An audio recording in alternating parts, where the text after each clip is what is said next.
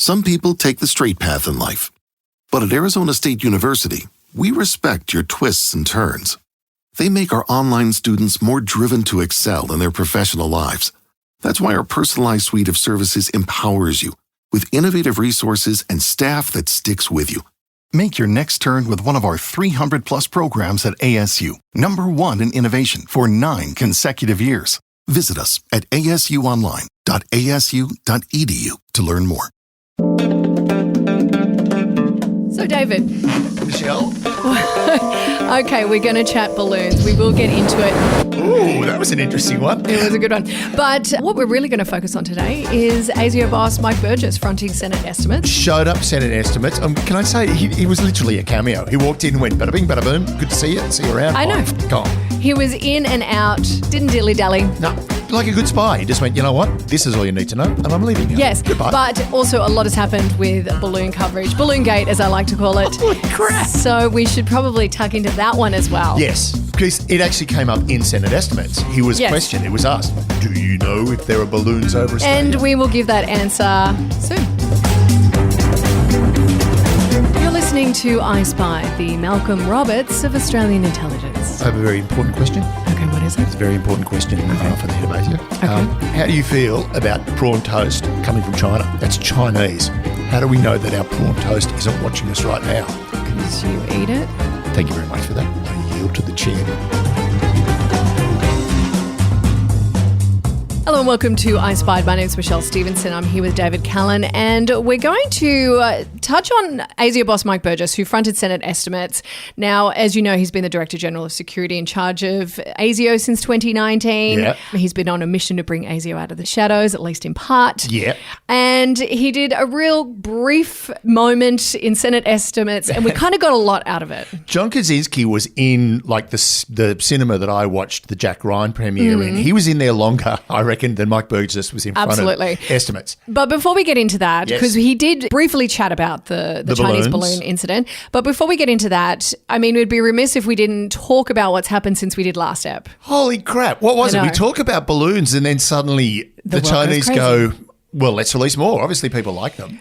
Yeah, so there's been a few, well, they were calling them UFOs, but in true American fashion, they had to literally say they were not aliens. Yes. Because people hear UFO and they think aliens. You what? There's someone coming to dissect my cow and give me an anal probe? Shit. So they shot down a few more. Now, they were in remote parts, I think over Lake Huron. Lake Huron, and interestingly enough, I was reading that the divers had to get special diving gear because Lake Huron is freezing cold. It's not just that it's freezing, it's really deep. It's very deep, yeah. I used to summer at Lake Huron, and it's a beautiful lake. How did you know? Oh, yeah. Well, I used to live in Canada. Oh, you're such a location dropper. And one appeared across above Canada, and of course Pierre Trudeau went, oh, here, can you come knock it out of the sky for us here? And of course the Americans sent an F-22 up and shot it down. An F-16 took one down, I believe it was over Alaska, just on the coast, at like the very northern coast of Alaska. Yeah. And China are like going, relax, they're just weather balloons. Yeah, well, also China came out not too happy with the US and said, well, you know what? The US, there's been like 10 instances of US balloons over Chinese airspace.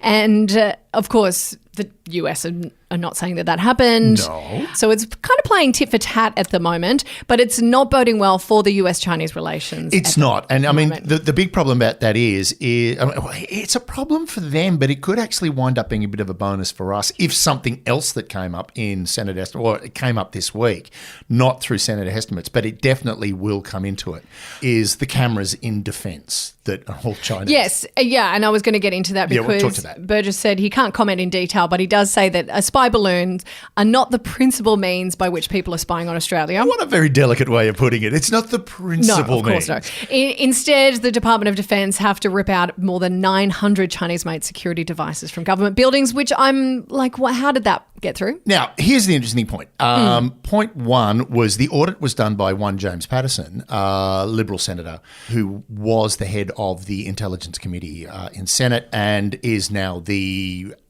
Protection of Australia Shadow Minister? Right. Whatever, the Safeguarding Australia, whatever it is. But he did the audit. Interestingly enough, most of those cameras would have gone in during the last government. That's not the issue. The issue is simply this. money, right? It's cheaper. They were to buy, cheaper. It's cheaper to buy a camera from China than it is to buy a camera from Germany. All right, it's dollars. Now, on top of that, as a lot of the defence people have said, none of them are actually attached to the internet. So there's no real way the Chinese can get the information off that camera. You mean they didn't get these cameras from China and then connect them to Huawei? Yeah, they got to plug them straight in. Like, as soon as they clicked in, they would sort of sent the message. The camera sent the message back to Kogan saying, "I'm here. Will you connect me up?" And then they did some TikToks of them with the cameras. TikToking. Lots of TikTok dancing coming out of the Department of Defence. Yeah. The thing is, they're not connected to the internet, so that shouldn't be a problem. Everyone's freaking out. And there was a big freak out, and rightly so, right? In that, do you really want your security facilities to have Chinese-made things in them? Interestingly enough, though, they've discovered that quite a few of the chips that are going into the F-35 strike fighters are made in China. Well, I mean, you can't really ignore it. And I know that this is something the US has been focusing on, particularly the US companies, the reliance on American-made technology and chips. And there's a lot of rhetoric around people don't realize that you're Chinese-made toaster. And I know we've spoken about this as well. Chinese-made toaster, Chinese-made car, like they could all potentially be listening in. They could all be potentially listening in. The big thing is, as I always say, is why would they be listening to you? Right? I mean, I've got a lot of good chat. Yeah, I know. Damn it. She's giving us nothing we can use, but it's so interesting. Real Housewives? Fascinating If lady. you want to know all the Real Housewives goss, I've got it at home. Now, the big problem is, and America, as you said, America's really getting very heavily into the whole idea of we don't want our chips being made in China anymore. There's a big battle going on between America and the US with quantum computing, superconductors, all this sort of stuff, which brings us back to that fun little noble gas we mentioned last week called helium. Because you really need helium to make things like superconductors, right? And again, if we're losing helium, interestingly enough, we had a loop disconnect on Twitter turned around and went, well, don't worry, we can make it as soon as we've got nuclear fusion working. Oh. Which is, but they figured out how to actually, they've done it once where the amount of energy they put into the fusion reactor is less than the amount of energy they get out, but it was for like a nanosecond. Great. So it's like, yeah, that's a great idea, but we still don't have that tech in place. So the big thing with the Chinese cameras, and Penny Wong turned around and went, look, we're going to go through and take them all out. Right, and so it's ended up being an expensive exercise. Yeah. And normally cost-cutting measures do cost you more. Exactly. That's why there's no win here. Yeah, don't go cheap. But that's because they don't care, because that'll be the next government. Exactly. Problem. That is the other thing. It was interesting that it was James Patterson who got up and went, well, excuse me, but there were all these Chinese cameras. And interestingly enough, this government, as much as they do say, well, that's not our fault, you were the guys in power, no one turned around to him to go, dude, that's an own goal. Yeah. Because you're the guys who put those cameras in. He's like, oh. He's like, maybe not.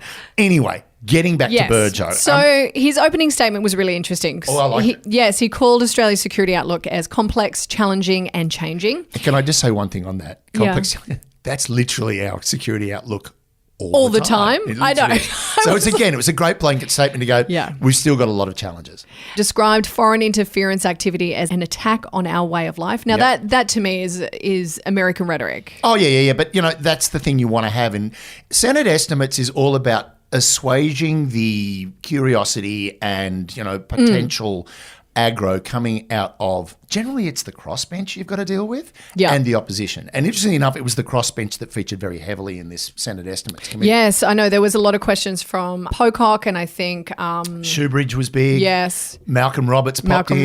And I actually want to talk about what Malcolm Roberts he wasn't as nutty as he usually is.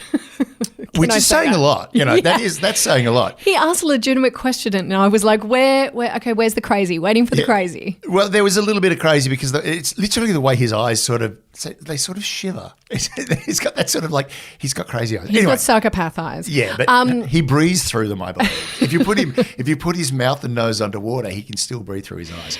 So Burgess says the most likely threat to Australia is not groups, but a small number of individuals who go to violence with little to no warning. We're talking terrorism. Now, that's Yes. because the big thing is, he said, is their main focus at the moment is espionage. Yep. Right. He said that that's the big thing. And I want to get onto the espionage side of it, but the terrorism thing's an interesting one because we were talking about it a couple of weeks ago. 100%. And I found that very interesting because he said while right-wing extremism grew rapidly since the COVID pandemic hit, fueled in part, of course, by the conspiracy theories that we have talked about, but that threat has now moderated slightly. I think what I like was it was not a bumper campaign of recruitment. That's what he said. I think that was a great line. It was not a bumper campaign. At its peak, nationalist extremist groups occupied about half the agency's counter-terror workload, comparable to the workload it faces monitoring threats from religious extremists. Now, that's the interesting thing is it's now sort of bumped back to 70% religious extremism, 30% political ideology. Yes. Now, what was really interesting about that, it was that question that Jack asked is, well, are these guys on the ball? And I think, ASIO's pretty much on the ball with what's going on. Yes, we had the trains in Queensland, but again, there is the dispute whether that was terrorism and also, again, lone gunmen. And that's what he's saying, is it's the small individuals that are going to be the problem. Yeah, because he did say while the nationalist extremist groups tried to exploit the pandemic to recruit new members, as you pointed out, they didn't gain a bumper crop of new recruits. Bumper crop, I really like that. But the thing is as well is, as he said, there's less angst in the community. We're past the mask mandates. We're past the vaccine mandates. All of these mandates have gone and a lot of the angst is starting to assuage. Now, interestingly enough, as we mentioned in the interview with Jack, where I said, look, I've got problems with, family members. Yeah. Interestingly enough, even that's beginning to thaw. Yeah. Right. Because everyone's suddenly going, look, it's over now. Also the big drama is over. Yeah. And also, I think everyone's choosing to forget those 3 years of the pandemic that took our lives. And also, I think a lot of people that went, yes, I'm going to go and march and stand around with these people. All of a sudden, people are like, I can't believe I even cared. Yeah. But also, it's like, they're looking at the people they were marching with, the instigators, the influencers, the conspiracy theorists, and the hardcore right-wing people. They're taking one look and going, oh, they're actually dickheads and I don't want to be around them anymore because life is beginning to move back to normal. 100%. Right. And it was interesting, particularly in 2021, as we know, the definition of extremist groups changed for ASIO, categorising them as either religiously motivated or ideologically motivated.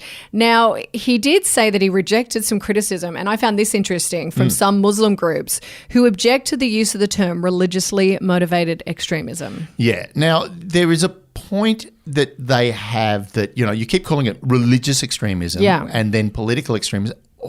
All extremism ultimately is political, right? You are trying to influence a society by your action.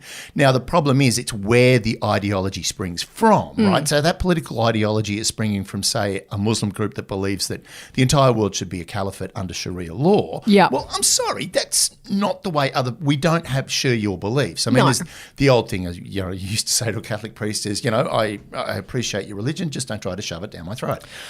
Or in any orifice. Yeah, exactly, right? So the whole thing is, he basically said, look, I understand what your complaint is, but I reject the logic behind it, in that it is a religious-based extremism. And the thing is, it's a more entrenched thing where the right-wing ideology is beginning to peter out because the mass support that we had, as I think it was the Canberra Times headline was "Cookers are no longer the problem," which is like, way to go, Canberra.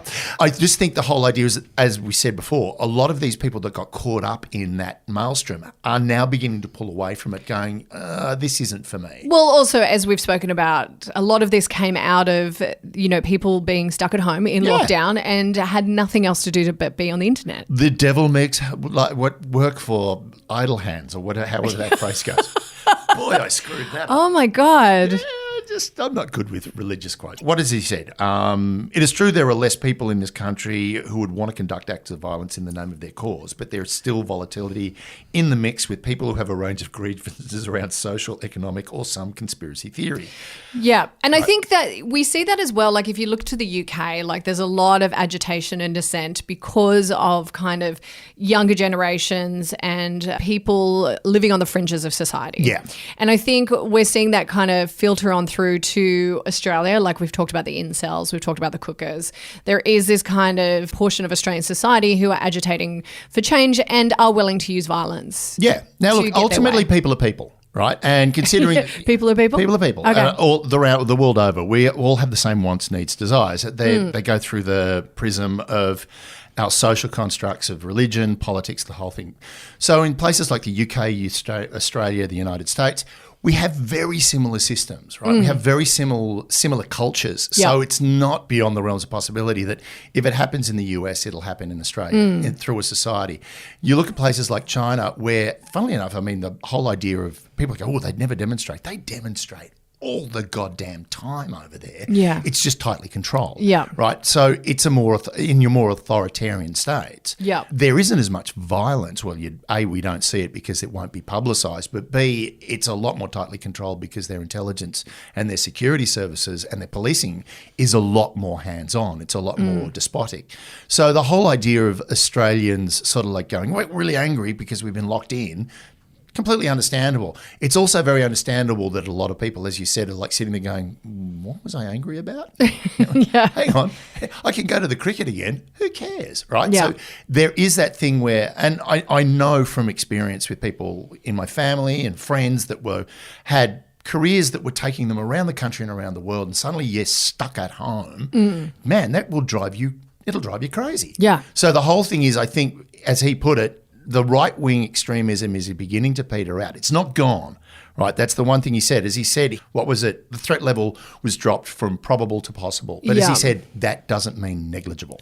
Oh, absolutely. There is still a chance of terrorism occurring in the country. It's just now it's less likely because there aren't as many angry people around. No, and it's interesting because pre-COVID, we were, particularly as a journalist, there seemed to be a lot of lone wolf terrorist acts. Yeah, there was that. The other problem was that were religiously motivated. Yeah, we had ISIS, we had Al-Qaeda was still in the works. ISIS was really, really cranking up the rhetoric and also doing a lot of recruiting online, Yes. a lot of radicalisation. Yeah, we saw that with the police officer who was shot in Sydney's West. Yep.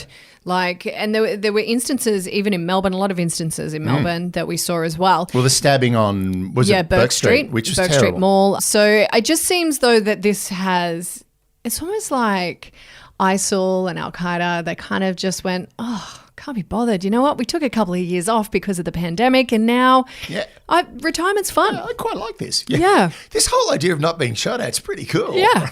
Yeah. It's just interesting to me that the pandemic happened and then all of a sudden it's like these people have just decided not to get involved in. Well, also they lost heavily in Syria. I mean, ISIL had pretty much all of northern Syria and northern Iraq, and they've just been the Russians unleashed the Wagner Group on them, and it just, the only thing worse than ISIS is the Russian Wagner Group, I think.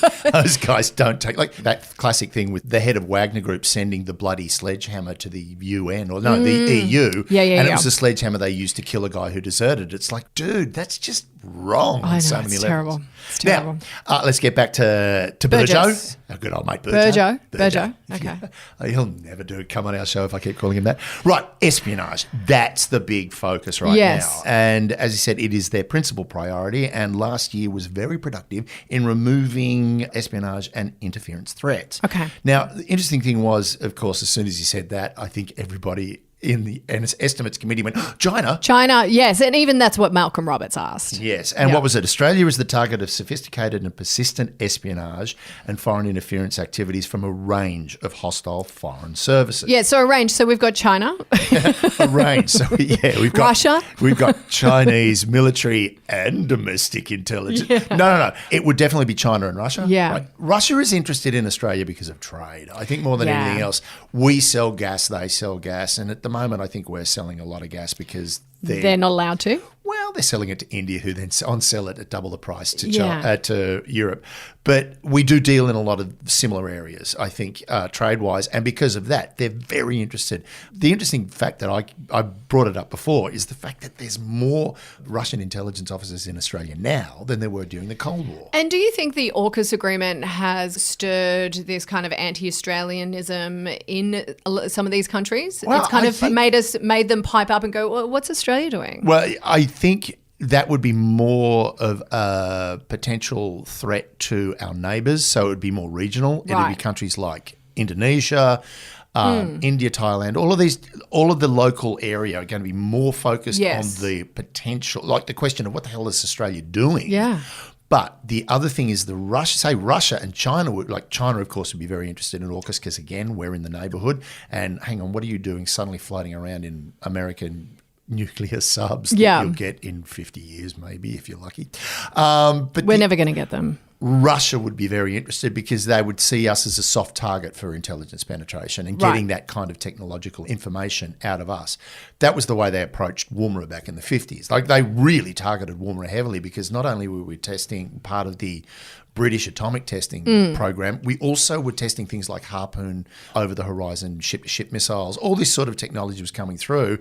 Interestingly enough, Australia and America, the British and America at one point stopped Australia's access to their intelligence because they believed that it was being all of these leaks were coming through Australia. And then, of course, they uncovered the Cambridge Five, Burgess, Meredith, Philby, McLean and Blunt. Oh, it's theirs. And it was like, oh, it was us. Sorry. Yeah. And while Australia's going, it's not us, guys. No. Well, it was us. But, interesting enough, intelligence gets pulled from all different areas, but the big leak was Britain. Yeah. Right. So, again, Russia would be incredibly interested in Australia because of our access to things. And by the way, like our new drone, which isn't it isn't the fruit bat, though I really want it to be called the fruit bat. I know. I was like, I just went with it. Yeah. That you called it the fruit bat, but I was like, that's a really real pussy name, to be fair. I think it's a great name because it really sums up our country, this shrieking thing that shits on you. Yeah. I know. It's called the ghost bat, which as one of our... I mean, that is way cooler than fruit bat. Yeah, but as one of our friends on Twitter, at iSpied Podcast, if you want to join the conversation. At iSpied Podcast. At iSpied Podcast. Right. One of our listeners basically turns around and went, well, the definition of ghost bat, according to the Urban Dictionary, is to toss one off at work. Have a cheeky... I've never heard that before in my life. A cheeky wristy at work, which he said that, all the diggers thought it was hilarious when they saw it because it's about masturbation at work. I feel like I need to look that up. I don't believe that that's actually a thing. Go on, look it up. Okay. While you're looking it up. So that's why we definitely have China and Russia looking at us. It's a species of bat. Yeah, it's a species of bat. Look it up in the Urban Dictionary. Oh, okay. Right. Urban Dictionary. Okay. It doesn't mean that. What does it mean?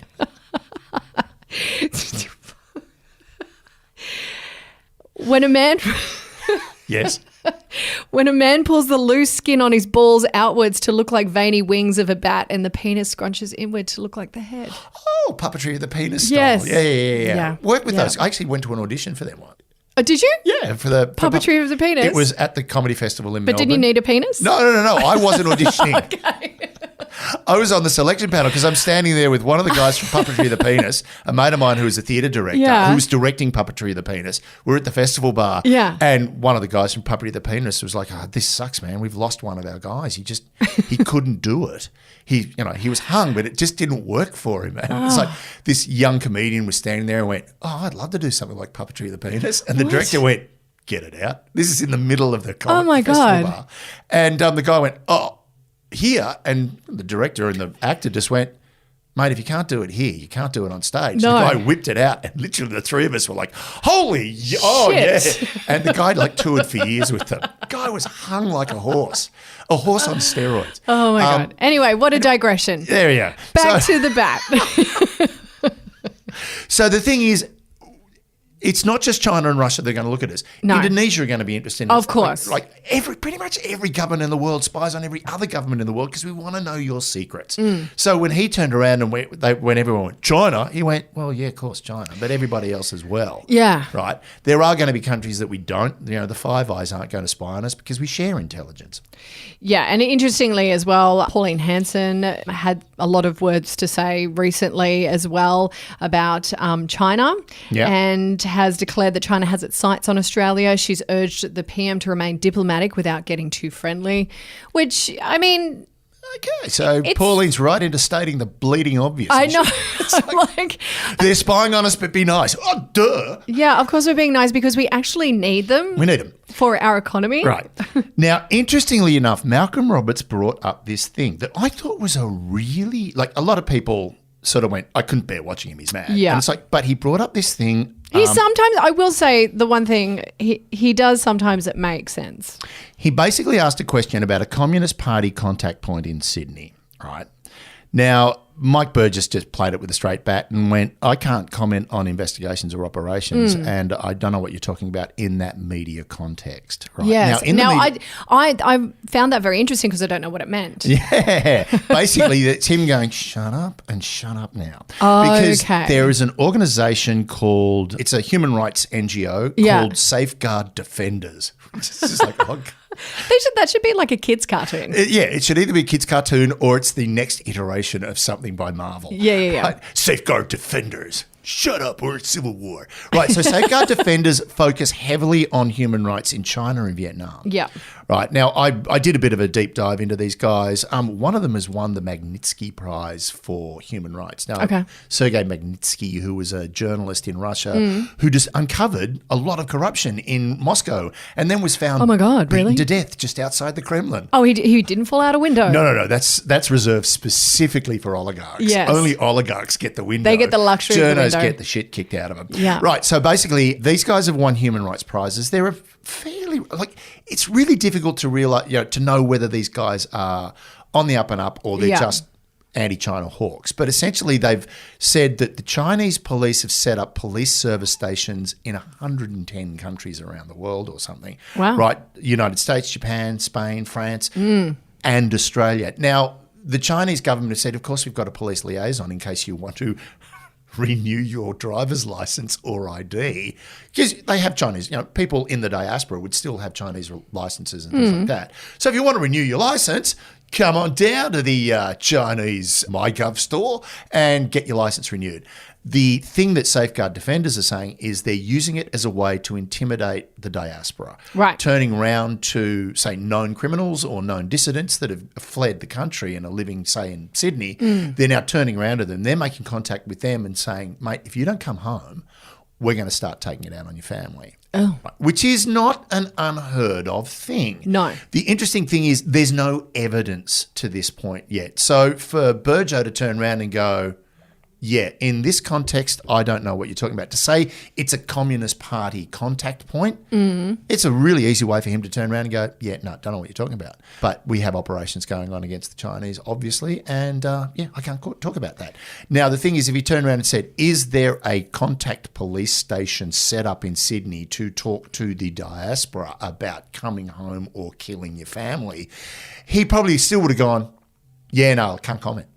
Right. Yeah, because I would imagine that there's a lot he can't comment. But then sometimes by saying I can't comment, you're commenting. Yeah, but that's a really interesting point. By saying no comment, is he commenting? Yes. Well, no. Yes and no, right? Because essentially he might go, I can't comment on that. And he could then run back to the office and go, does anyone know about this? Because no one's told me. Right. Now, the whole thing is, I very much doubt it. It's been in the press for a year. This stuff has been going on. And the Beijing are calling it a police outreach. And it's about 80 cities across the world. It's called the 110 outreach because 110 is the emergency number in China. Oh. You know, what are we, 999? No, 000. Oh, that's right, 000.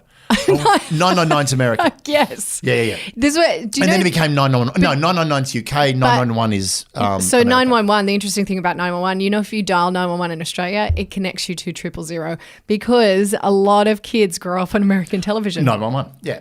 Funnily enough, I just think any triple number should just go straight to the cops. Yeah. Now, 000, of course, which was the dumbest number because it was back on the It was the worst. It was the longest one. The rotary dial. Yes. You had to wait forever just to get back to the zero. Yeah, for all you kids out there listening, we used to have these thing called rotary dials and it started at 1 and ended at 0 and you had to go all the way around. We also used to have a thing called a tape cassette player. Remember? Oh, reel to reel, baby. I used to. In fact, I've used to work with them. We used reel to reel because you can record very slowly on those tapes. Anyway. Right. So the big problem is the accusation is that China are using these police contact points to intimidate the diaspora. That is not unheard of, all right? That like the Russians used to use diplomats to, again, intimidate Russian diaspora in Australia to say, look, we know that you're a dissident. If you don't come home, your family's there and we're going to take it out on them. It's an old way of getting people to come home. Now, sometimes they do, sometimes they don't. The interesting thing about this is basically the contact point was said to be established in 2018. Whether they're still running it, we don't know. right? But obviously Malcolm Roberts has heard something and he thought, I can basically trap Burjo in a corner, and Burjo just like went, no, straight bat, move away, see you later. Yeah, it's interesting, though, that there would be this kind of idea that you want to catch him out. Like, I don't understand where this disconnect between government and ASIO is. Do you know what I mean? Like the politicians not trusting ASIO. Oh, look, yeah, well, that comes down to another question. Now, I can remember reading about it yesterday, and when you contacted me and went, Burjo's at estimates, I'm like, oh, no, the Super Bowl's not important anymore. I'm going to watch that. I can't remember which one. It might have been Jared Rennick, brought up the thing, the question, is ASIO spying on MPs and journalists? Oh, yes. To which Burjo, God bless him, turned around and went, it's not in our remit. No. Right, boom, we're not. No. Right. Now, here's the interesting thing. Are they? He can turn around and say it's not in our remit. And it's not in their remit to spy holus bolus on MPs and journos. However, if something comes up that involves an MP and a journalist, then they're going to check in on it. And there's two really important cases of this. One recently was a guy by the name of Shaukat Musselman, a New South Wales MP, who was raided by ASIO and the AFP because they believed he was being seriously influenced by the Chinese government. Right? Yep. The other one, and this is again, it's another Labor, it was a Labor federal MP, a guy by the name of Albert Burt James, who was the member for Hunter, pretty big seat, from 1960 to 1980. Now, interestingly enough, ASIO released his file. They had a file on him for a number of years because he was listed as a KGB source. Really? Yeah. Now, he wasn't actually handing... In the Hunter. Well, I guess the Hunter is home to like a lot of the mining. Yeah, but again, that wasn't the point. They weren't after information. Like, they weren't trying to get files from him. They weren't trying to get secrets from him. They were trying to get influence. Can you ask a few questions in Parliament right. like throw a Dorothy Dixer in at question time? Which is going to make us sound better. Or, if once Labor got in, you can throw a Dorothy Dixer, or while the Liberal Party were running the country, can you ask questions that are going to, put them in an awkward position? The other thing was they were using him as a talent spotter. Is there someone that we should be approaching to talk to? Now, whether he knew he was being influenced or not is, again, the other question. But ASIO, they'll hold a file on an MP if that MP is doing something that is detrimental to the national security. Which, of course, makes sense. Now, of course, the argument against that is, well, if he's an elected MP and he's acting on behalf of his constituents, who are you to say it's against national security? Well, it's actually in the legislation. Yep.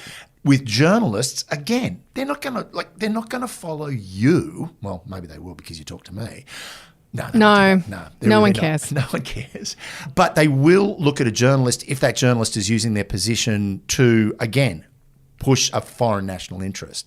Right now, to go online, Tucker Carlson's a great example in the United States where he's going, well, Russia is right and Ukraine are evil. And it's like, dude, just shut up. Well, but also Tucker Carlson, who I might remind everyone actually started on CNN and was actually quite a normal journalist, discovered that by being a crazy right-wing fuckwit, he will get further in his journalistic enterprise. There's more money in being a right-wing ratbag than there is in being a left-wing reasonable person. And I think you'd probably be surprised at how moderate he probably is in real life. I think, you know what, he probably gets off and goes, gee, wow, that was pretty hard. Can I have my vegan sandwich now? Yeah, wow, God. There's a Russian who wants to talk to you. Oh, God, no, please. I hate those guys. Yeah, exactly. No, totally. I mean, and as Fox said in court when they were being sued for news coverage, they turned around and went, we're not news, we're an entertainment They're channel. entertainment, and that is actually how the lens that everyone has to look through to these shows. They're purely entertainment. They've basically taken the news and turned it into a show, right? A fiction, which is kind of concerning. But look, the thing, I think the big takeaway at the moment. Yes. What's the takeaway? The big takeaway is this, right? Chinese takeaway? Chinese takeaway, yeah. Dim sum? Plenty of that. Get your fried rice. And, creamy Tom Yum Goong? Oh, you went there. You had to go there, didn't you, young lady? Yes. You had to make it dirty. Yeah. I like dirty Chinese. Yeah, I like dirty Chinese. Yeah. Personally, I'm a big fan of prawn toast. Who doesn't like a prawn toast? You had a million prawn toasts when we were out the other night. At the Christmas party. Yes. Oh, my God. So much prawn toast. It was disgusting. I walked home I smelled of prawns and sesame. He was like the Homer Simpson of an all-you-can-eat buffet. Anyway. Right. The big takeaway is steady as we go. Yep. Everything's looking pretty good. Okay. ASIO seem to be on top of the espionage, and they've realised that the threat is growing. Yep. Right. And that's normal. That's utterly normal. You know, we went through the war on terror. And of course, during the war on terror, it was like, that's what we're focused on. There's a lot of it going on. And a lot of countries were so focused on that everyone sort of like went, espionage is not really that important. Espionage is big now, right? I mean, Real big. because of the friction between the US and China, Yeah. and because we're allies of the US, we're getting caught up in that Yes. friction. Though we're also, I mean, as Pauline said, and you're absolutely right, Pauline, you are absolutely right. Be nice, But not too friendly. don't trust them. No. It's like, well, yeah, duh. All right, that's Yeah. the whole thing. And I think the nice thing or the good thing that's going on, nice isn't the right word. The good thing that's going on right now is we've got a foreign minister that is extremely threatening. It's like, oh my God, I love Wong, but she scares me. I wouldn't cross her. I would not cross her. Right, if she went for my prawn toast, I wouldn't stop her. No. Right, you can have a piece. Go for it. Just, can I have one of your dimmies? No, you keep your dimmies. Right? So, right, one thing is she plays a very hard ball. Yeah, she does. Right. And I think the Chinese are actually I think the Chinese appreciate it when someone goes, no, we're not, it's face, and she's not going to lose Well, face but to that. also a lot of what the coalition were doing were mocking the Chinese in the media. So I think that's kind of what really destroyed the relationship more heavily, was the way it played out in the media, whereas Labor have been pretty consistent in not saying much. Oh, they've been very consistent in keeping their cards close to their chest, which again, the Chinese appreciate that. Yes. They like the challenge of getting inside your hand. So, right? so they're going to, put some security cameras in places. Oh, no, they've already turned around and said, no, what's the problem? They're just some cameras. And it's like, literally, I think Albo went, guys, come on, right? Enough's enough. Enough. All right. The other thing is, yes, terrorism isn't the big focus right now, but the great thing is they're not dropping the ball. Yes. Right? They've still got their focus well and truly on that as well. They've got the ball. All right, It's being bounced a few times. And not being dropped. Finally, we're balloon free. Oh, we are balloon free. We are balloon free. North America, not so much. It'd be really you know what? To be perfectly honest, to float a balloon into Australia, you got to launch it down in the Southern Ocean, and It's those just not roaring working. 40s and just not going to be very. Not going to work. No. And why? You got your camera in here already. Yep. Wave to the camera. Bye.